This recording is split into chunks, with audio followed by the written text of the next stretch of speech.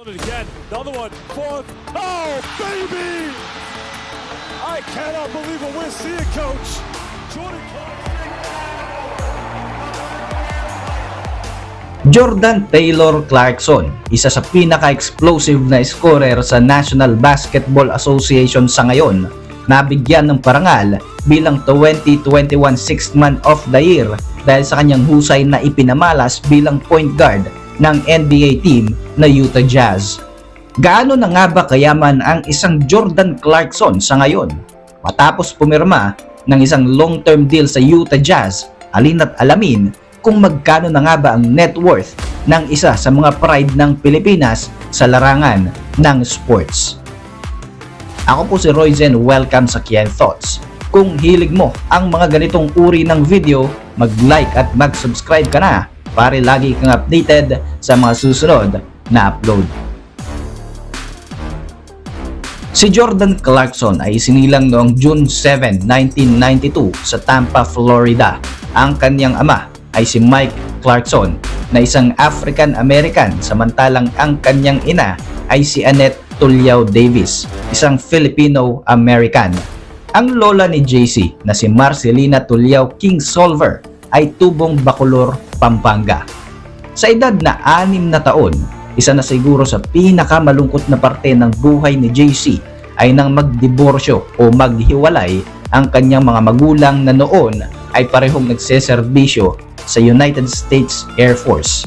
Kalaunan ay nag-asawa ulit ang kanyang ama, kaya naman lumipat sila sa San Antonio, Texas.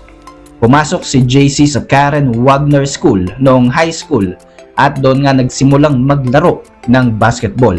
Dito na nga nahasa ang talento ni Jordan Clarkson at nakuha pa ang San Antonio High School Player of the Year kahit bigo siyang makuha ang kampyonato sa state championship noong 2009. Matapos ito ay pumasok siya sa University of Tulsa sa Oklahoma City kung saan mas lalo pang na-develop ang kanyang talento sa paglalaro ng basketball. Samantala, lumipat naman siya sa Missouri upang ipagpatuloy ang kanyang pag-aaral.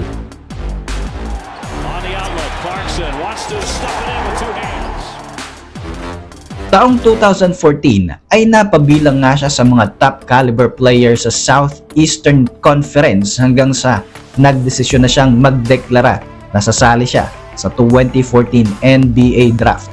Noon ay nag-a-average si JC ng 17.5 points per game, 3.8 rebounds per game at 3.4 assists per game, samantala nag-average din siya ng 1.1 steal per game.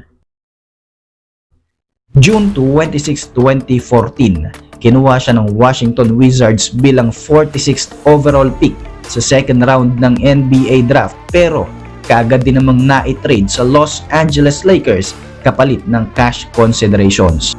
Hindi naman siya masyadong nagamit ng LA Lakers bilang isang rookie.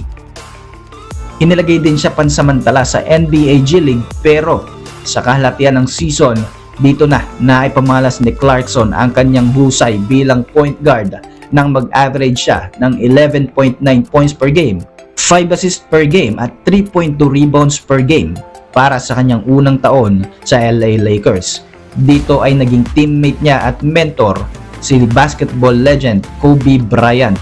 Naging first Asian American backcourt duo naman sila ni Jeremy Lin sa kanyang stint sa Lakers at napabilang din sa All-Rookie First Team. Sa kanyang sumunod na taon, nag-improve ang kanyang numero sa 15.5 points per game.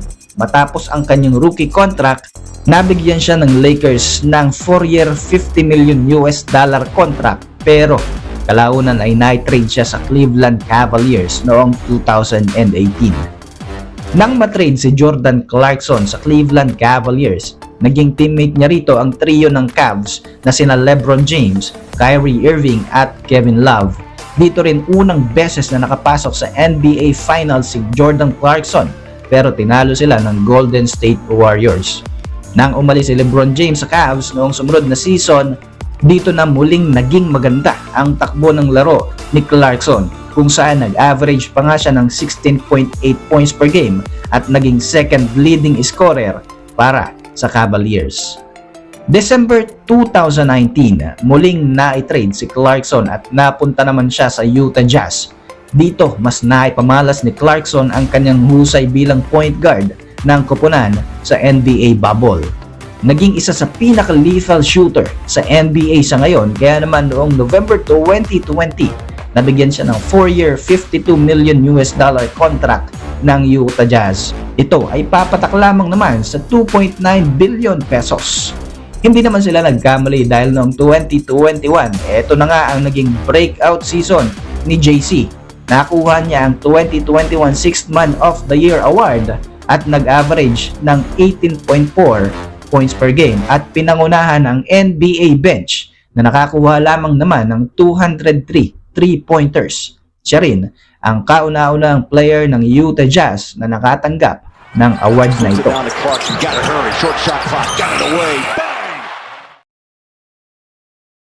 Noong 2022 to 2023 NBA regular season, naging full-time starting guard ng Utah Jazz etong si JC kung saan nag-average siya ng 20.8 points per game, 4 rebounds per game at 4.4 assists per game. Pagkatapos ng season na ito ay pwede na siyang maging free agent. Pero mas pinili niya ang manatili sa Utah Jazz. Dahil sa magandang performance ni Clarkson, nabigyan pa siya ng 3-year contract extension worth $55 million o papatak lamang naman sa 3.1 billion pesos para maglaro muli sa Jazz. Naglaro din si Clarkson para sa Philippine team na Gilas Pilipinas. Una siyang napaglaro dito noong 2018 Asian Games kung saan nag-average siya ng 26 points per game, 6.5 rebound per game, 5.5 assist per game at binayaran siya ng Pilipinas ng 72 million pesos para maglaro sa 5 games sa torneo na ito. Samantala, sa nakalipas naman na 2023 FIBA World Cup stint ng Gilas Pilipinas, ayon sa report mula sa Samahang Basketball ng Pilipinas OSBP, tinatayang aabot sa $1 million o 56 million pesos excluding insurance ang matatanggap ni Clarkson para sa 5 games ng bansa. As of 2023, tinatayang nasa $25 million ang estimated net worth ni Jordan Clarkson ayon sa Celebrity Net Worth. Marami rin siyang mga endorsement katulad ng Anta, isang shoe brand na exclusive nga niyang sinuot noong naglaro siya sa 2023 FIBA World Cup.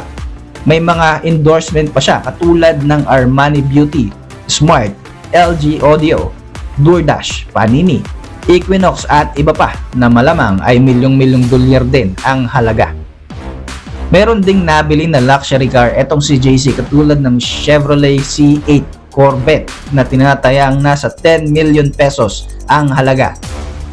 Napabalita na bumili ng mansyon sa San Antonio, Texas si Clarkson na nagkakahalaga ng $7.5 million o mahigit sa 425 million pesos. Ang luxury mansion na ito ay nasa 4,856 square meter na lupain na may 5 bedroom at 7 bathrooms. Isa na siguro si Jordan Clarkson sa pinakamatagumpay na atleta, considering na napasama pa nga siya sa listahan ng highest paid athlete sa panahong ito. Hindi nakataka-taka na napakalaki ng naipundar ng Filipino-American baller. Maaring marami pa siya mga investment at property pero hindi lamang ito na ihahayag sa publiko. Para sa inyong reaksyon, mag-iwan lang ng komento sa ibaba. Muli, ako po si Roy Z and maraming salamat po sa patuloy na pagsubaybay sa ating channel.